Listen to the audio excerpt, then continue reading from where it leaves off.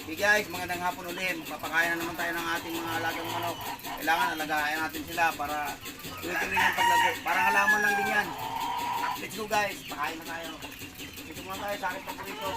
Ito pinaka-favorite sa lahat, panggil.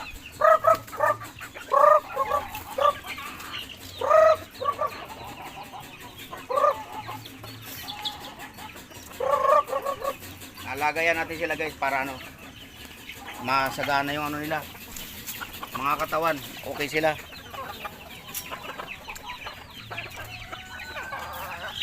Katulad din ng pagtatanim ko yan, mga alaga ko sila, inaalaga ko sila.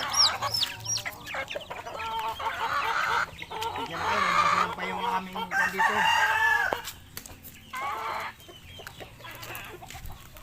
So guys, isa pa itong ano, isa pa rin maganda yan. Aking ano yan, Maclean. So, ang kelso.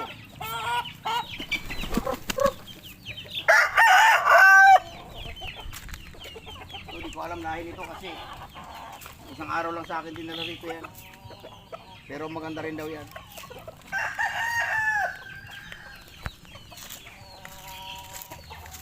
Dito tayo, guys, sa ano. Milsim yan, milsim.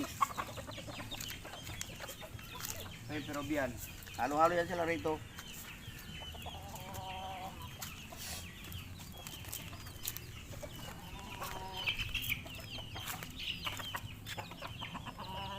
Guys, mga kalapati. Kalapati yan ang anak ko. Ginagin ko ng pagkain. Yan sila, oh. Alaga ng anak ko yan.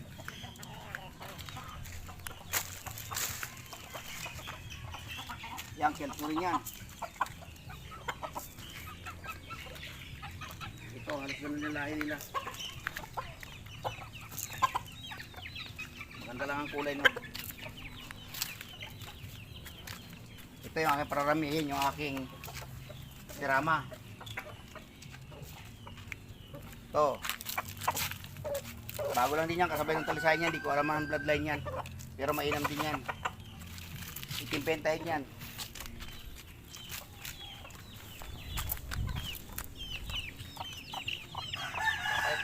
Guys, papalit tayo ng pagkain kasi mga sisiyo naman.